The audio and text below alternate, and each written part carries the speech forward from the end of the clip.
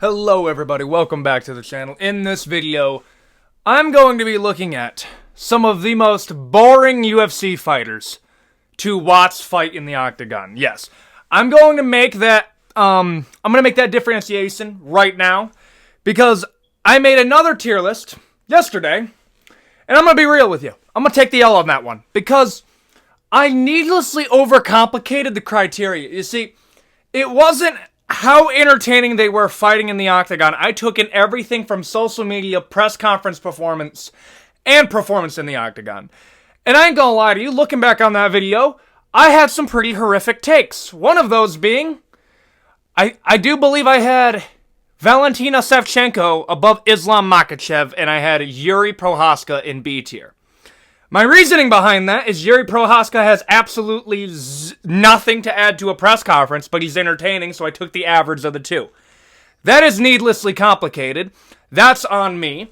So in this video, I'm going to make it right, and we're just going to be going over the most boring fighters to watch fight. I don't care how entertaining they are in the press conference, on their social media at all. I mean, in the octagon, how likely am I to go to sleep? From D tier being slightly annoying to S tier being, if you have insomnia, these motherfuckers are the cure. But yeah, I just wanted to clear that up so we can start off fresh. That's going to be it for the intro. That's the simple criteria. Let's get into it.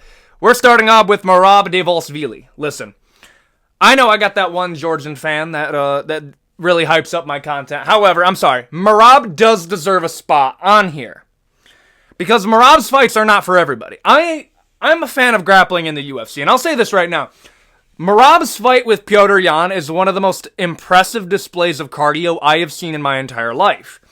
And to be fair, Merab's not going to go super high up on this list. I'm just not going to put him up purely because I don't think he's that bad. I will say, however, the Jose Aldo fight was bad. I'm sorry. Nobody's going to gaslight me into saying the Jose Aldo fight was not pretty boring. The Cejudo fight had boring moments, and even the Petr Yan fight, the stand-up was pretty lackluster. I'm actually worried, and I'm not really worried. I have a feeling that when Merab eventually loses, it's going to be somebody that takes advantage of the openings he has on the feet. But his grappling is pretty impressive. He is not going to go into our B, A, or S tier, but I'm going to put him in C tier. I think C tier is a pretty good spot. I might move him down the D tier later on. We'll see how it fills out, but I think C tier is pretty, I think that's pretty respectful. Aljamain Sterling, his homeboy. Unpopular opinion, Aljamain Sterling is more boring than Merab. Okay? Like, I've been looking through the entirety of Aljamain Sterling's, fight repertoire, okay? And the only people that have been able to have an exciting fight with Aljamain Sterling are people that take control of the fights that they are in. Other than that, if Aljamain Sterling, if you give him control of the fight, if he dictates where the fight takes place, what is the tempo of the fight, it's going to be a slow jiu-jitsu match, okay? And granted, he's not the worst to watch grappler on here, but it's pretty rough. I genuinely have to think of a super exciting fight he was a part of. Don't get me wrong. They're impressive performances. This isn't arguing that he's a bad fighter. But listen, as a grappling fan, it's not for everybody. And I think he earns a spot in an A- to a B+. I'm gonna put him at A- for now. I think that's a fair placement for him. The Calvin Kattar fight's impressive. You were the only fight that got booed on that entire card. I'm sorry.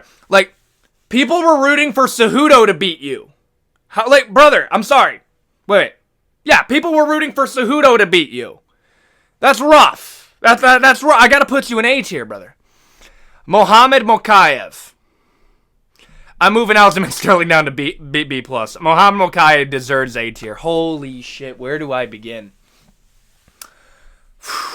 Okay, first fight in the UFC was pretty good, but dog. If you're fighting in the UK and you have the skills that Mohamed Mokaev has at the age that he does, and you don't put on a crazy performance at your debut, you're already cooked. But his second fight was against Charles Johnson. And listen, I don't know if this is an unpopular opinion or not. You can rule that Charles Johnson beat Mohamed Mokaev. Not because, like, it was a dominant performance by Charles, but because what did Muhammad Mokaev bring to the judges that was, like, Charles Johnson had such a crazy striking differential to Muhammad Mokaev. The only reason that if you look at the stats, they look competitive is Muhammad Mokaev apparently strikes that look like patty cake. That counts as a 1-2 down the pipe.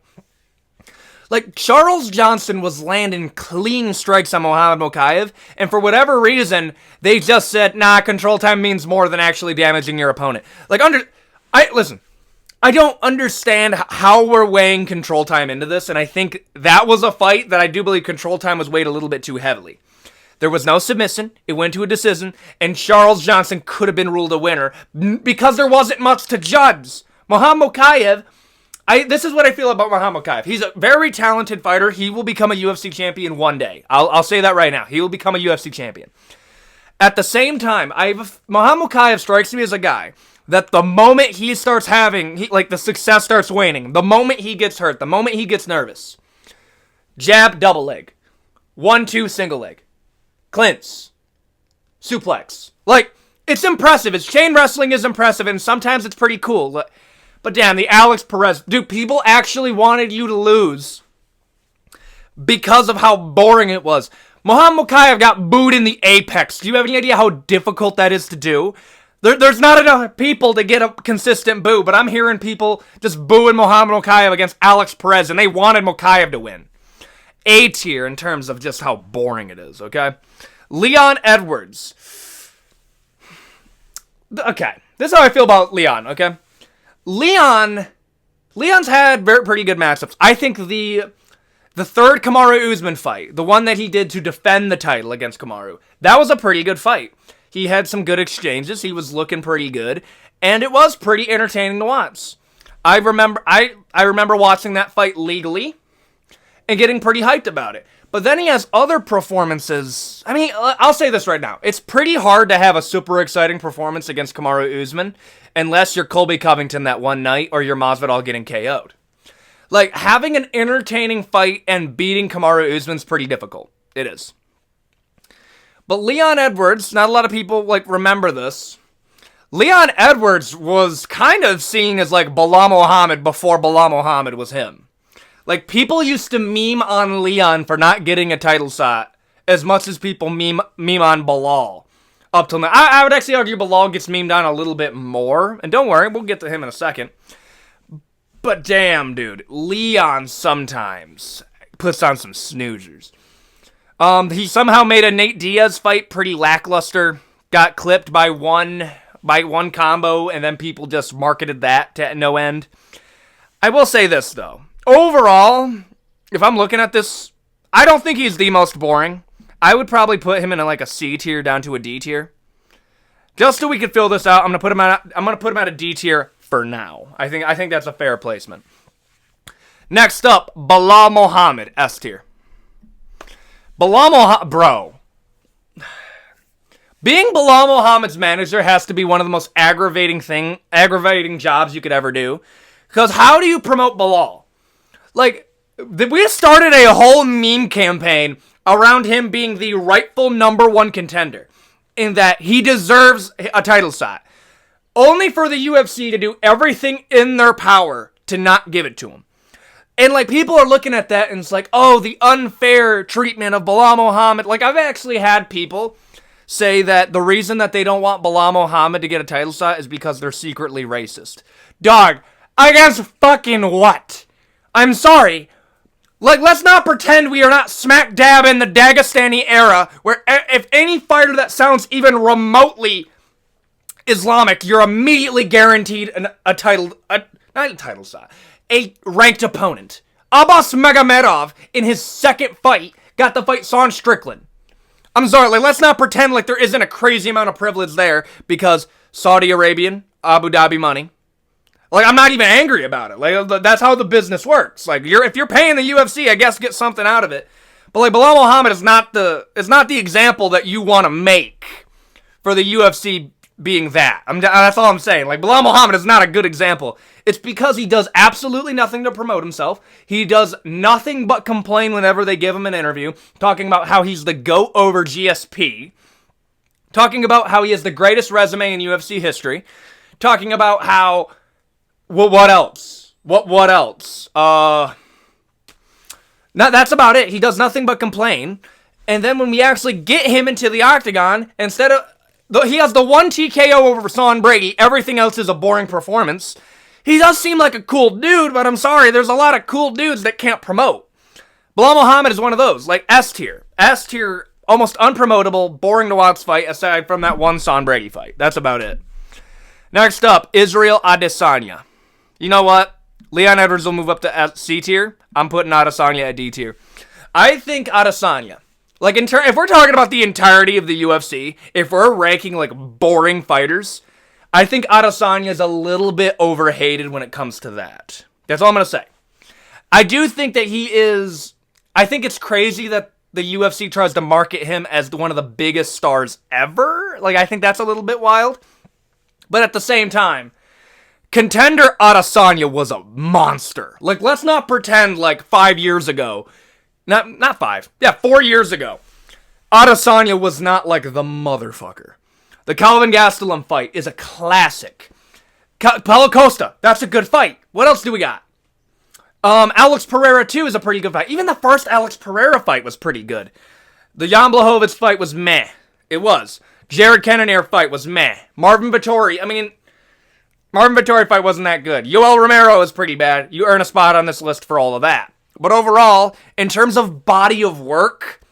He has enough of bangers that I can put him at D tier. Leon Edwards does not have enough bangers. Okay, that's all I'm saying. And yes, Adesanya was on the most entertaining fighters, but I've already told you that criteria was fucked up by Moa. So I'll have to redo that one eventually. I'll get to it. So the criteria is to remind you guys, most boring to watch fight, D tier. Alexander Rakic. He had... The Yuri Prochazka fight. The Yuri Prochazka fight was his most entertaining fight he's ever had. Rakic kind of has an Adesanya point fighting thing. And I don't like point fighters. Point fighters are the crotch sniffers of striking. Like, I'll tell you this right now. The worst thing you can be in the UFC is a person that solely wins off of control time and no submission attempts. Like, somebody who almost made the list, and I won't put him in. Somebody who almost made the list was Umar Nurmagomedov. He is somebody that is very much guilty of this, but he has some entertaining performances, and he's funny. The equivalent of that in striking would be point fighting. I hate that. It's the worst thing to be as a striker, because you made striking boring. Rakic suffered from this for a pretty long time, but the Yuri fight was pretty good. I'm going to put Rakic I'll put him up higher above Adesanya in terms of boring, because, again, we don't have enough bangers coming out of Rakic. Adesanya's a bit more proven. But Rakic has some boring performances. People that are going to be like, well, the Yuri fight was good. Name one person who had a boring fight with Yuri Prochazka. Name one guy. Nobody. Everybody's had a banger with Yuri. Rakic, if he's allowed to dictate how the fight's going to go, it's going to be a point fighting match. Movsar Evloev. Holy shit, A tier, bro. Oh, my lord. Listen, I'll say this right now. Movsar, at the very least, can make a fight interesting at times. Like, he has interesting moments in a fight. Bilal Muhammad, maybe one good moment out of, like, 5 fights. Movsar, we're guaranteed at least 1 to 2. Like, the Arnold Allen fight was pretty good, but wasn't great. You see what I'm saying? Like, I'm sorry, Ilya Topuria is trolling you, a dude that you were supposed to fight, by the way, because you say you deserve a title shot over beating Arnold Allen. You don't have a single finish in the UFC. I think that's absolutely wild. How does Movsar not have a finish? Like, dude, finish one person and you can get I think that needs to be a prerequisite, honestly. But yeah, Movsar is probably going to... Top of A tier, next to Mohamed Mokaev. Mohamed Mokaev is entertaining at some point and at least has a finish in the UFC. Jelton Almeida. Dude, he might... S tier, actually. S tier. How are you boring at heavyweight? How can you be boring at heavyweight? How can you be boring at heavyweight, jacked and Brazilian? How do you get all of those and still turn out boring? Listen, for anybody who hasn't been watching this channel for long enough, I made a whole dedicated rant to Gelton Almeida not being able to finish Derek Lewis, who, I'm not even kidding you, just got getting out of jail. He went 150 miles over the speed limit in a Lamborghini, went in Austin's jail for about a week, comes out to fight Gelton Almeida on short notice. This is a Derek Lewis who's fighting on short notice. It's getting me worked up just thinking about it. Short notice, coming out of jail, 100% was drinking before that, and Gelton Almeida could not finish him. Gelton Almeida is, bro. I'm putting him in S tier purely because of that. If you want to get on me for that, the Derek Lewis fight clearly doesn't mean enough to you. And how do you control Derek Lewis so crazily dominantly and get immediately fraud checked by him hitting your eardrum? You got TKO'd by eardrum hits. Like, here's the thing. I'm not saying it doesn't hurt, but bro, what? S tier. Curtis Blades. B tier. But yeah, he's more boring than Merab a little. I'll put him at the top of B tier. Yeah, I'll put him above Aljamain. Damn, this is the most even tier list I've ever made. Holy crap. Yeah, no, he has some good fights, but I feel like every good fight that he has, it's because he had a dance partner that was bringing it. Overall, like, all Curtis Blades fights, I mean, like, he's a heavyweight that can wrestle. He's a little bit more entertaining than Almeida. That's about it. Henry Cejudo. C tier. I think that, C tier. Bottom of C tier, actually. He could be going in D tier, but Cejudo's aware that he's not a super exciting fighter to watch, so that's why he plays that character. You'll find that a lot of people that play a pretty big character, Colby, are pretty boring to watch fight. Henry Cejudo is one of those people, but I would argue he's a little bit more entertaining than Colby. Bottom of C tier, a few good fights, but I would argue a lot of those good fights come from people that are just known to be exciting fighters. If it's Cejudo controlling everything, it's pretty boring. Bottom of C tier, though. It's not terrible, though. Strickland. Strickland, again, was in the most entertaining fighters one. Already said I fucked up. I think that's my last time saying that for the video. You're getting a remake eventually. But he belongs in the boring 2 watts category. I'm going to say, you could, he's a little bit more boring than Adesanya, but he's a bit more exciting than Cejudo. I'll put him next to Merab, top of C. This is tough, actually. Right next to Merab. Going once, going twice, C tier. That goes good. Just thinking about Colby Covington's getting me coughing, bro. What to say here? In the octagon, he still talks shit. Like, I'm sorry, like, the Adesanya fight was pretty entertaining. I'll give him that. The Jacker Manson fight was pretty entertaining. Brennan Allen, that was a good fight. Abbas Magomedov, that was another good fight.